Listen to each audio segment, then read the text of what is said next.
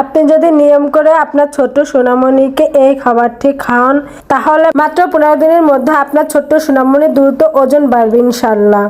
আসসালামু আলাইকুম প্রিয় দর্শক, বাচ্চাদের খাবার রেসিপির আজকের পর্বে রয়েছে 8 মাস থেকে 5 বছর বয়সী বাচ্চাদের জন্য দ্রুত ওজন বৃদ্ধিকারী, মেধা বিকাশকারী ও ক্যালোরিবহুল একটি খাবারের রেসিপি নিয়ে হাজির হয়েছি।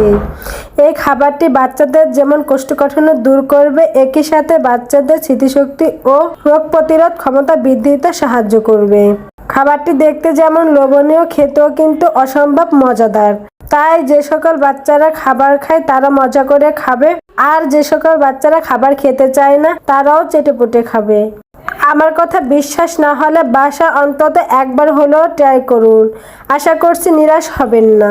এই জন্য আমি এখানে নিয়েছি এরকম সাইজের একটি মিষ্টি আলু। আলুটাকে ভালো করে সিদ্ধ করে নিয়েছি, এবার খোসাটাকে ফেলে দিচ্ছি।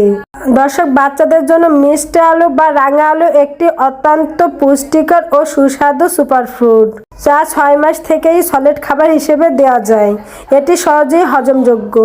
Vitamin A, beta carotene, vitamin C, fibre, potassium ও আয়রনে ভরপুর, যা বাচ্চাদের দ্রুত ওজন বৃদ্ধি করে, রোগ প্রতিরোধ ক্ষমতা বাড়ায়, দৃষ্টিশক্তি ভালো রাখে এবং কোষ্ঠকাঠিন্য দূর করতে সাহায্য করে।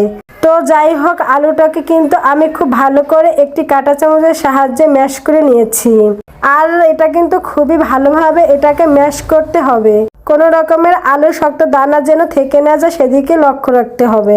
দর্শক, চুলায় একটা প্যান বসিয়ে দিয়েছি।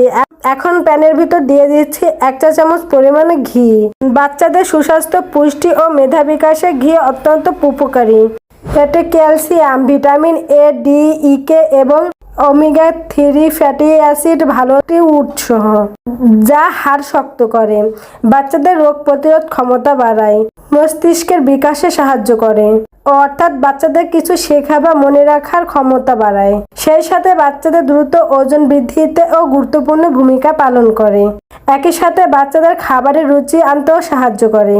তো যাই হোক, ঘি গলে আসার পরে আমি এখানে দিয়ে দিচ্ছি মিষ্টি আলু।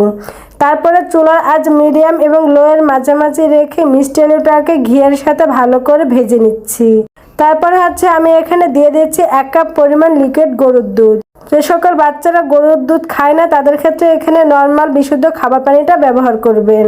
এবং রান্নার শেষে চুলা থেকে নামিয়ে যে সকল বাচ্চারা ফর্মুলা দুধ খায় তাদের ক্ষেত্রে আপনারা এখানে পর্যাপ্ত পরিমাণ ফর্মুলা দুধ গুলে খাবারের মধ্যে যুক্ত করে বাচ্চাকে খাওয়াবেন। তো যাই হোক, আমি এখানে গরুর দুধ দিয়ে নেড়েচেড়ে ভালো করে মিশিয়ে নিচ্ছি। তারপরে চুলার আঁচ মিডিয়াম এবং লোয়ের মাঝামাঝি রেখে রান্না করে নিচ্ছি, অর্থাৎ এটা ঘন হয়ে আসা পর্যন্ত রান্না করে নিতে হবে। দর্শক, দুধও কিন্তু বাচ্চাদের জন্য আদর্শ ও সুষম খাবার। দুধ বাচ্চাদের দ্রুত ওজন বাড়ানোর পাশাপাশি বাচ্চাদের বিভিন্ন পুষ্টির চাহিদা পূরণ করতে সাহায্য করে।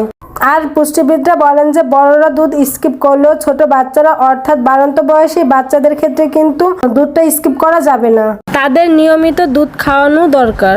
তো যাই হোক, আমি এখানে স্বাদের জন্য দিয়ে দিচ্ছি 1 চিমটি লবণ। দর্শক, আমি কিন্তু এখানে কোনো রকমের চিনি বা মিষ্টি ব্যবহার করি নাই, কারণ মিষ্টি আরও ন্যাচারাল ভাবেই মিষ্টি থাকে। সেই সাথে এখানে গরুর দুধ দিয়েছি, দুধটাও কিন্তু ন্যাচারাল ভাবে কিছুটা মিষ্টি থাকে। তো সব কিছু মিলে কিন্তু খাবারটা যথেষ্ট মিষ্টি হবে, এক্সট্রা কোনো চিনি বা মিষ্টি ব্যবহার করার প্রয়োজন হবে না। তো যাই হোক, এরকম ঘনত্ব আমি চুলা থেকে নামিয়ে নিচ্ছি। আর এটা ঠান্ডা হয়ে গেলে কিন্তু কিছুটা ঘন হয়ে আসবে। আর এটা কিন্তু একটা পারফেক্ট ঘনত্ব, বাচ্চাকে সহজেই খাওয়ানো যাবে। দর্শক, এই খাবারটি কিন্তু পুষ্টির একটি প্যাকেজ। এটা মিষ্টি আলুর পায়েসও বলতে পারেন। এই খাবারটি বাচ্চাদেরকে সকালে, দুপুরে কিংবা রাতের অথবা হালকা নাস্তা যে কোনো সময় দিতে পারবেন। আমি আবারও বলছি, খাবারটি অসম্ভব পুষ্টিকর এবং মজাদার। আপনি একবার হলেও বাসায় ট্রাই করুন, আশা করছি নিরাশ হবেন না। তো দর্শক, এই ছিল আমার আজকের আয়োজন। ভিডিওটি ভালো লাগে থাকলে প্লিজ একটি লাইক দিবেন এবং চ্যানেলে নতুন হয়ে থাকলে চ্যানেলটি সাবস্ক্রাইব করে পাশে থাকবেন।